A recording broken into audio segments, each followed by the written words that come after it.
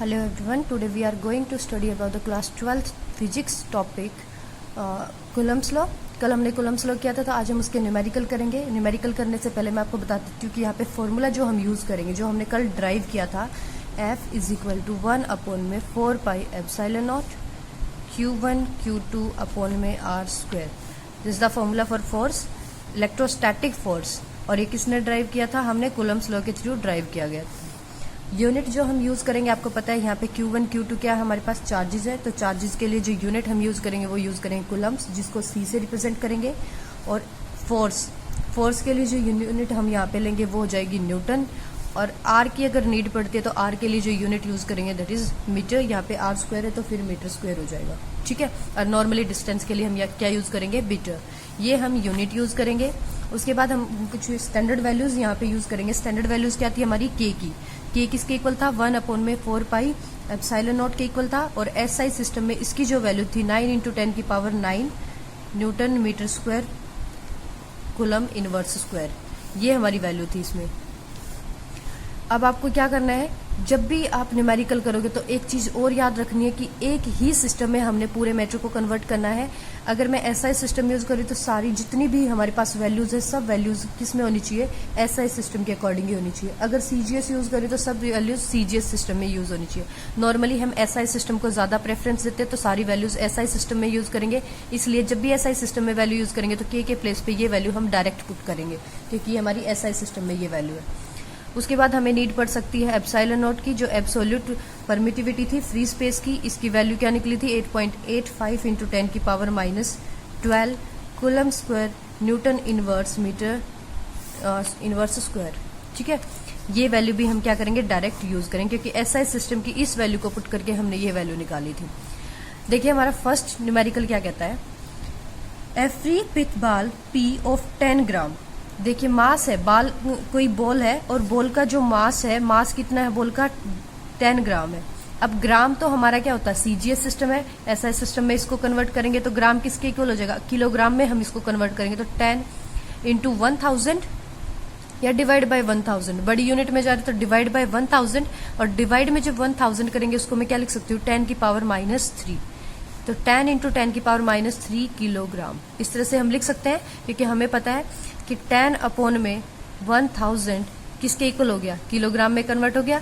और इसको मैं क्या लिख सकती हूँ? 10⁻³ और 10 की पावर नीचे 3 है तो ऊपर जाके क्या हो जाएगी? -3 हो जाएगी। इसलिए हमें इसको इस फॉर्म में लिख सकती हूँ।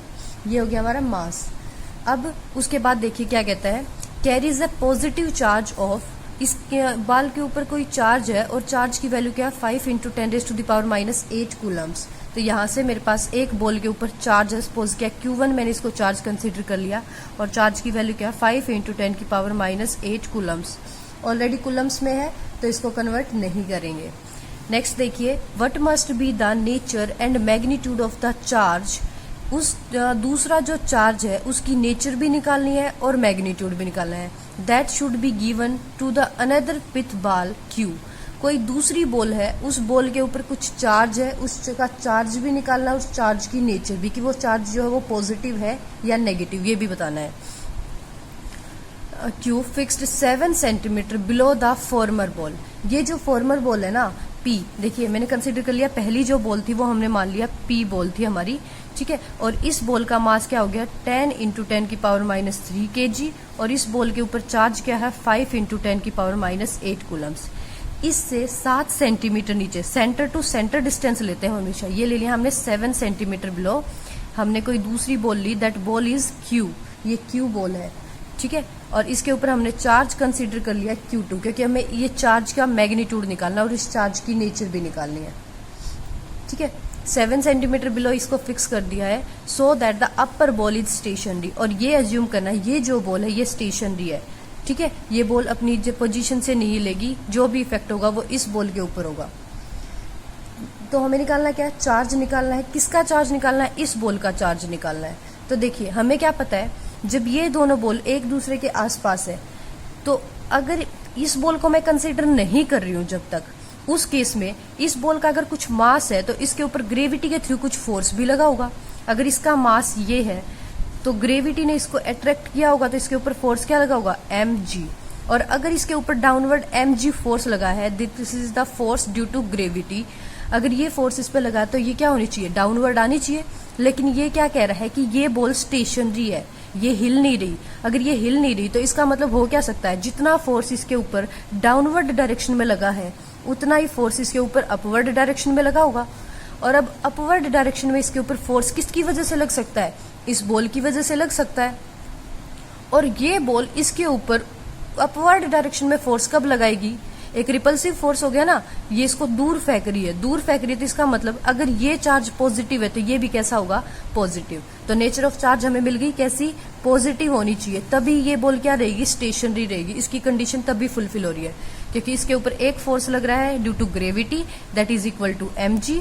और फिर अगर ग्रेविटी से फोर्स लग रहा है तो ये क्या होनी चाहिए, नीचे की तरफ अट्रैक्ट होनी चाहिए, बट ये नहीं हो रही। इसका मतलब एक ऑपोजिट फोर्स इसके ऊपर कहाँ लग रहा है, ऊपर की तरफ। और ये फोर्स क्या है, इक्वल है दोनों के दोनों, जितना नीचे है उतना ही ऊपर है। इक्वल एंड ऑपोजिट फोर्सेस की वजह से बॉडी क्या रहती है, स्टेशनरी। ये कंडीशन आप रख लेना, ठीक है। जब क्या होता है, इक्वल एंड ऑपोजिट नेचर के दो फोर्सेस किसी बॉडी के ऊपर अप्लाई होते हैं, उस केस में बॉडी क्या रहती है, स्टेशनरी रहती है, वो अपनी पोजीशन से हिलती नहीं है।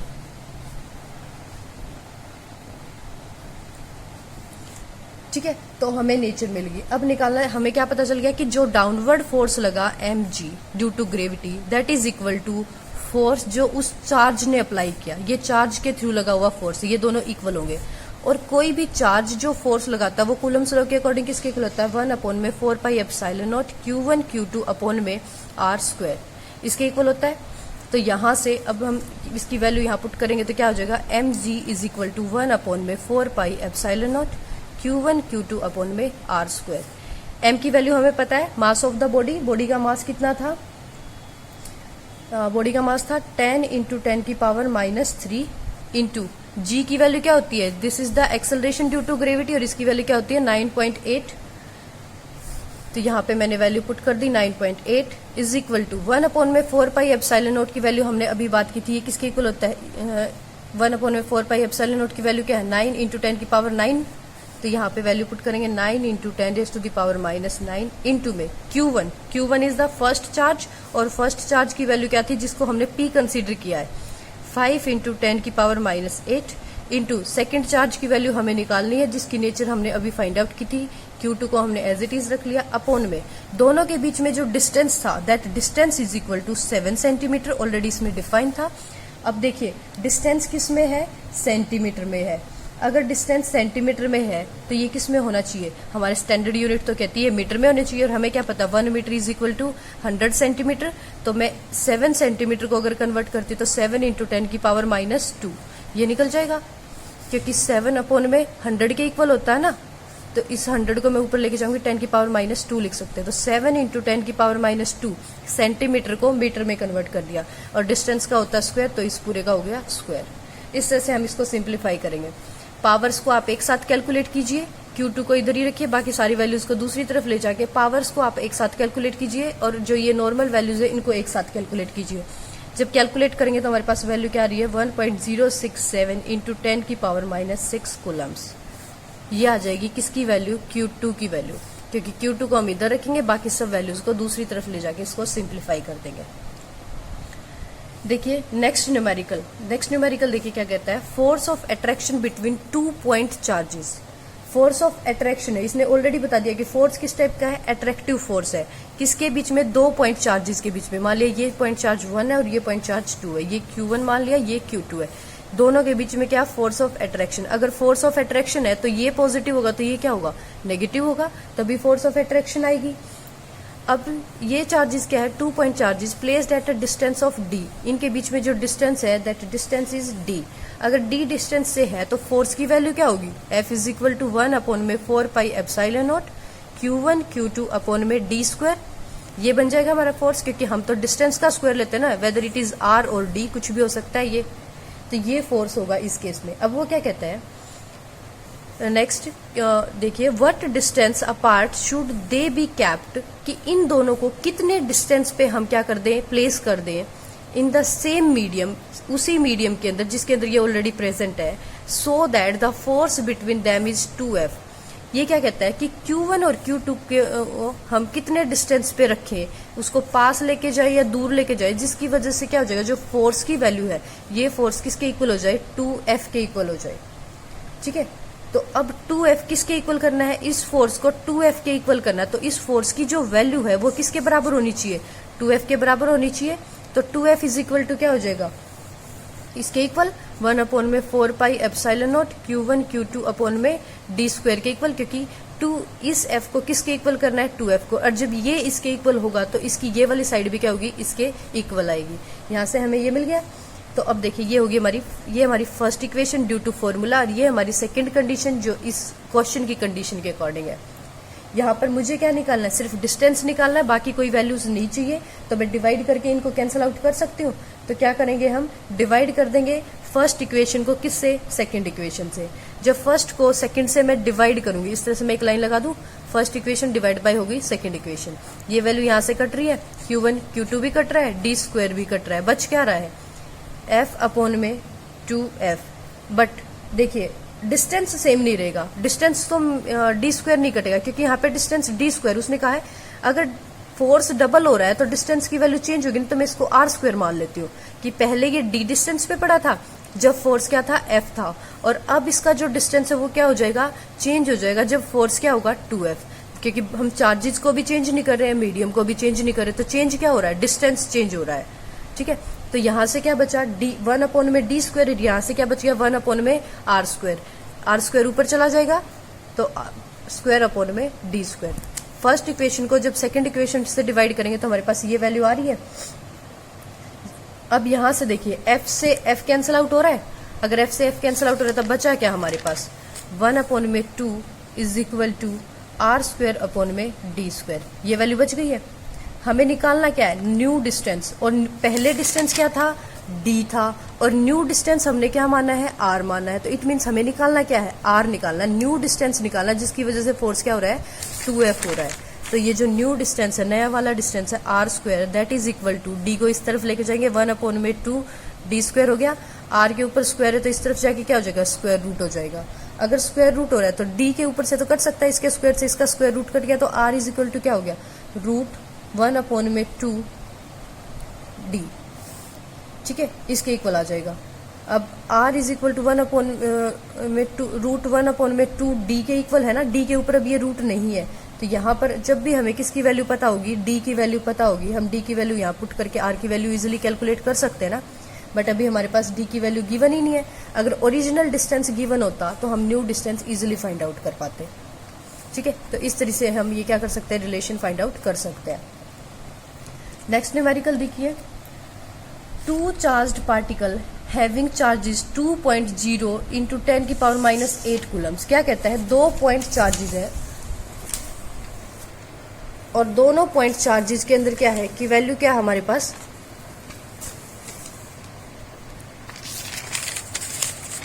दोनों पॉइंट चार्जेस की वैल्यू क्या है, 2.0 इंटू 10⁻⁸ कूलम्स है। ठीक है, each are joint by an insulating string, और दोनों को किससे जोड़ दिया, एक इंसुलेटिंग स्ट्रिंग से जोड़ दिया। देखिए ये मान लिया चार्ज Q1 है और ये मान लिया चार्ज Q2 है। इसकी भी वैल्यू क्या है, 2.0 इंटू 10⁻⁸ कूलम्स है। इसकी वैल्यू भी क्या है, 2.0 इंटू 10⁻⁸ कूलम्स, क्योंकि उसने वर्ड लगा दिया था ईच, मीन्स दोनों की वैल्यू है, और इनको जोड़ दिया किसी इंसुलेटिंग स्ट्रिंग के साथ। ये इंसुलेटिंग स्ट्रिंग है। ठीक है, ये इंसुलेटिंग हमारी क्या है, स्ट्रिंग है। तो अब देखिए क्या कहता है वो, ऑफ लेंथ 1 मीटर, और इस स्ट्रिंग की लेंथ क्या है, 1 मीटर। इसका मतलब हमें क्या पता चल गया, डिस्टेंस पता चल गया ना। इस स्ट्रिंग से अगर जोड़ा है दोनों को तो दोनों के बीच में डिस्टेंस क्या है, 1 मीटर का है। अगर वो 1 मीटर वाली से जुड़े हुए तो ये निकल गया हमारा डिस्टेंस, d मान लो या r मान लो, that is your choice. And system is kept on a smooth horizontal table, इस पूरे सिस्टम को एक टेबल के ऊपर रख दिया जो स्मूथ है। Find the tension in the string, ये जो स्ट्रिंग है इसके अंदर टेंशन निकालनी है। अब देखिए स्ट्रिंग के अंदर टेंशन कब आएगी, अगर फोर्स ऑफ अट्रैक्शन होता तो स्ट्रिंग तो कंबाइन हो जाती। स्ट्रिंग के अंदर टेंशन जब आएगी जब यहाँ पे क्या होगा, फोर्स ऑफ रिपल्शन होगा। इसका मतलब अगर ये चार्ज नेगेटिव है तो ये भी क्या है, नेगेटिव है, और अगर ये चार्ज पॉजिटिव है तो ये भी क्या है, पॉजिटिव। तभी एक दूसरे को रिपेल कर रहे होगे और स्ट्रिंग में क्या क्रिएट हो गई होगी, टेंशन क्रिएट हो गई होगी। ठीक है, तो ये हमें पता चल गई कि फोर्स की नेचर क्या है, रिपल्सिव नेचर है। तो तो यहाँ पे फोर्स निकालते हैं। फोर्स किसके इक्वल होता है? 1/4πε0 Q1 Q2 अपॉन में d स्क्वायर, डिस्टेंस का स्क्वायर या r स्क्वायर लिख सकते हो। तो यहाँ से देखिए F इज इक्वल टू क्या हो जाएगा, 1/4πε0 की वैल्यू क्या होती है 9 × 10⁹ इंटू Q1 Q2, Q1 की वैल्यू क्या है 2.0 × 10⁻⁻8। 2.0 को हम 2 लिख सकते हैं, 2 × 10⁻⁻8, क्योंकि पॉइंट के बाद वैल्यू नहीं होती, जीरो की कोई वैल्यू नहीं होती, इसलिए मैंने इसको कैंसिल आउट कर दिया। फिर सेकंड चार्ज की वैल्यू भी यही है 2 × 10⁻⁸ अपॉन में r square. r is the distance क्या बोला था उसने 1 मीटर, तो 1 का हो गया स्क्वायर। इस पूरी वैल्यू को जब हम सिंप्लीफाई करेंगे तो देखिए वैल्यू क्या बचेगी 8 और 8 बेस सेम पावर ऐड हो जाएंगी, 8 और 8 क्या हो गई -8 plus into -8 is equal to -16।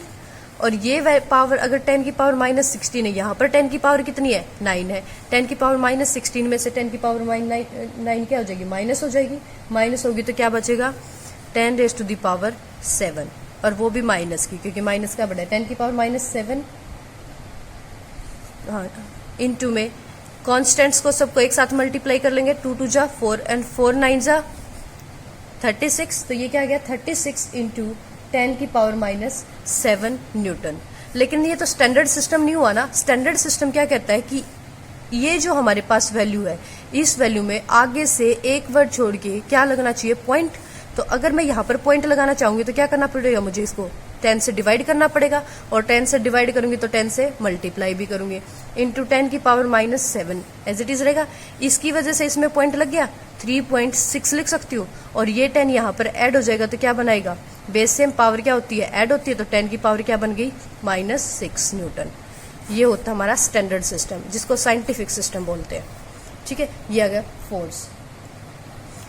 बाकी न्यूमेरिकल आप ट्राई करना, अगर नहीं होते हैं तो आप कमेंट सेक्शन में लिख के बता सकते हैं। इसी के साथ एक और टॉपिक हम करेंगे, that is the principle of superposition. Principal of superposition. और ये जो प्रिंसिपल ऑफ सुपरपोजिशन है ये कहाँ पर अप्लाई होता है, मल्टी चार्जेस के केस में अप्लाई होता है। ठीक है, ये याद रखना है, किसके केस में अप्लाई होता है, multi charges. Multi charges in the sense कि सपोज क्या मेरे पास कोई चार्ज पड़ा था Q0, इसके कॉन्टेक्ट में कोई चार्ज आ गया Q1, whether it is positive और नेगेटिव, फोर्स ऑफ रिपल्शन और अट्रैक्शन वो मैटर नहीं करता। लेकिन जब ये चार्ज इसके कॉन्टेक्ट में आया, अगर ये पॉजिटिव है, ये मैंने पॉजिटिव चार्ज ले लिया और ये पॉजिटिव है, तो ये क्या करेगा, इसको रिपेल करेगा कि ये इसके कॉन्टेक्ट में ना आए, तो ये इसके ऊपर एक रिपल्सिव फोर्स लगाए, दैट इज फोर्स F1 मान लिया मैंने। ठीक है, तो क्या होगा इस केस में, इस F1 फोर्स की वैल्यू क्या हो जाएगी, इसको F1 मान लो, या फोर्स कौन लगा रहा है, Q0 लगा रहा है किस पे, Q1 पे। वेक्टर फॉर्म में लिखेंगे तो क्या लिख देंगे 0 1 0 Q0 के थ्रू किस पे लगाया गया है, Q1 के ऊपर लगाया गया, इसलिए नोट से लगाया गया है किसके ऊपर, 1 के ऊपर। That force is this is equal to क्या हो जाएगा 1/4πε0 Q1 Q2 अपॉन में R का स्क्वायर होता है। लेकिन यहाँ पे जो डिस्टेंस हम लेंगे वो किसकी वजह से आ रहा है, देखिए मैंने पहले ही बताया था, डिस्टेंस के केस में क्या होता है, ये वैल्यू ऑपोजिट लिखी जाती है, क्योंकि अगर ये इसके ऊपर फोर्स लगा रहा है तो डिस्टेंस कौन चेंज कर रहा है, ये तो हमने सोर्स को कंसीडर कर लिया ना, ये सोर्स है, तो ये क्या होगा, दूर जाएगा तो डिस्टेंस बढ़ेगा, ये पास आएगा तो डिस्टेंस क्या हो जाएगा, कम हो जाएगा, तो इसकी वजह से कम रहता है। इसलिए यहाँ पर वैल्यू पहले इसकी लिखी जाएगी R10, और यहाँ पे R10 कैप डायरेक्शन के लिए। ये हो गया फोर्स हमारे पास इस चार्ज के थ्रू। अब सपोज क्या कोई दूसरा चार्ज इधर से आ गया है Q2, अगर ये चार्ज आ रहा है, ये भी हमने मान लिया पॉजिटिव नेचर का है, पॉजिटिव है, तो ये फिर क्या कर रहा है, इसको भी रिपेल करेगा, और इसकी वजह से ये रिपेल कर रहा है इसको, तो फोर्स लगा 0 के थ्रू किसके ऊपर, 2 पे। अब फोर्स 0 के थ्रू लगा 2 पे, तो क्या हो जाएगा 1/4πε0 Q1 Q2 अपॉन में R, उल्टा लिखा जाएगा 2 0 लिखा जाएगा, क्योंकि चेंज वो कर रहा है। ठीक है, इंटू में R20 कैप। ये हो गई सेकंड इक्वेशन। ऐसे ही कितने भी नंबर ऑफ चार्जेस आप यहाँ पे कंसीडर कर लो, फिर 3 के थ्रू निकाल दो, 4 के थ्रू निकाल दो। तो इस तरह से अगर बहुत सारे चार्जेस किसी सोर्स चार्ज के चारों तरफ पड़े हैं, तो ये सोर्स चार्ज क्या कर रहा है, हर चार्ज के ऊपर कुछ फोर्स लगा रहा है। इस केस में अगर हम नेट फोर्स निकालते हैं, ठीक है, नेट फोर्स, अगर हम क्या निकालते हैं, नेट फोर्स, जिसको हम क्या कह सकते हैं, टोटल फोर्स। अगर हम इस केस में टोटल फोर्स निकालते हैं, तो total force F is equal to क्या हो जाएगा 1/4πε0 डायरेक्ट पहले आप ये लिख सकते हो, एफ जो होगा total, F total is equal to first force plus में सेकंड फोर्स प्लस में थर्ड फोर्स अप टू सोन, जितनी भी वैल्यूज होंगी, ठीक है, nth वैल्यू तक जितने भी चार्जेस प्रेजेंट है, सब चार्जेस के ऊपर जो फोर्स लगा उन सब के वेक्टर सम हो जाएगा। क्या होगा? उन सब का वेक्टर सम, क्योंकि वेक्टर की फॉर्म में ही निकाल रहे हैं ना। तो सुपरपोजिशन प्रिंसिपल को हम यहाँ से डिफाइन कर सकते हैं। देखिए क्या कहेंगे हम, सुपरपोजिशन प्रिंसिपल क्या कहता है कि किसी भी सोर्स के ऊपर, सोर्स जो चार्ज है, सोर्स चार्ज के कॉन्टेक्ट में जितने भी फोर्सेज आते हैं, तो ये सोर्स चार्ज क्या करेगा, हर एक चार्ज के ऊपर एक फोर्स अप्लाई करेगा, और जो नेट फोर्स इसके थ्रू लगाया गया जो टोटल फोर्स होगा, दैट ये टोटल फोर्स क्या होगा, इन सब के ऊपर लगाए गए फोर्स का वेक्टर सम होगा। ठीक है, तो टोटल फोर्स क्या आ रहा है, टोटल फोर्स सिंप्लीफाई फॉर्म में क्या लिख सकते हैं इसको, total force is equal to vector sum of all individual forces. हर एक फोर्स का जो वेक्टर सम होगा वो किसके इक्वल होगा, टोटल फोर्स के इक्वल होगा। This is the principle of superposition. ठीक है, या forces due to multi charges के थ्रू जो फोर्स लगा हुआ है वो फोर्स। यहाँ पर आप वैल्यू पुट करके इसको और सिंप्लीफाई करना चाहो तो कर सकते हो। तो F total is equal to क्या हो जाएगा, 1/4 pi epsilon naught. First charge है तो Q0 Q1 इन दो के बीच में लगा है। यहाँ पे देखिए Q0 ने लगाया Q1 पे, यहाँ पे Q0 ने लगाया Q2 पे। ऐसे ही नेक्स्ट क्या हो जाएगा, Q0 ने लगाया Q3 पे तो Q0 Q3 लिखा जाएगा। ठीक है, तो Q0 Q1 अपॉन में क्या मान लिया हमने, R10 into R10 cap, plus में सेकेंड फोर्स F02 की वैल्यू क्या थी, 1/4 pi epsilon not. Q0 Q2 के ऊपर अप्लाई हुआ, अपॉन में क्या हो जाएगा, R20 कैप अप टू सोन। इस तरह से आप दिखा सकते हो कि जितने भी होंगे सबका टोटल। अब इनमें देखिए कॉमन क्या है, 1/4 पाई एप्सिलॉन नॉट कॉमन है, यहाँ भी है। Q0 सब में कॉमन आ रहा है क्योंकि Q0 हमने सोर्स चार्ज माना, तो इसको कॉमन ले ले बाहर, 1/4 पाई एप्सिलॉन नॉट और बाहर लिया इंटू Q0। अंदर क्या बचा यहाँ पे, Q1 अपॉन में R10 कैप, प्लस में यहाँ से क्या बचा, Q2 अपॉन में R20 into R20 cap, plus up to सोन जितनी भी वैल्यूज है। This is F total. ठीक है, ये आ गया हमारा टोटल फोर्स। ये क्या है, प्रिंसिपल ऑफ सुपरपोजिशन या force multi charges, force due to multi charges. यहाँ तक किसी को कोई डाउट हो तो कमेंट सेक्शन में लिख के बता सकता है। Thank you for watching this video. और अगर ये प्रिंसिपल समझ नहीं आया तो देखिए बार बार रिपीट करूँ मैं, सिर्फ फॉर्मूला किसका अप्लाई करना है, कूलम्ब्स लॉ का। फर्स्ट चार्ज है, इसके कॉन्टेक्ट में आया तो इन दोनों के बीच में फोर्स अप्लाई हुआ।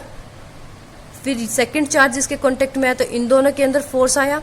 याद रखना है, सोर्स इसको माना है तो ये फोर्स लगाएगा उसके ऊपर, तो लिखेंगे 0 के थ्रू 1 पे, 0 के थ्रू 2 पे।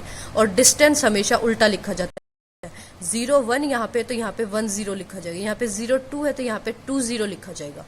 ठीक है, और सबको क्या करना है, फाइनली हमने ऐड कर देना है। और यही जो एडिशन है, ये जो वेक्टर सम हमने किया है, यही हमारा प्रिंसिपल ऑफ सुपरपोजिशन है।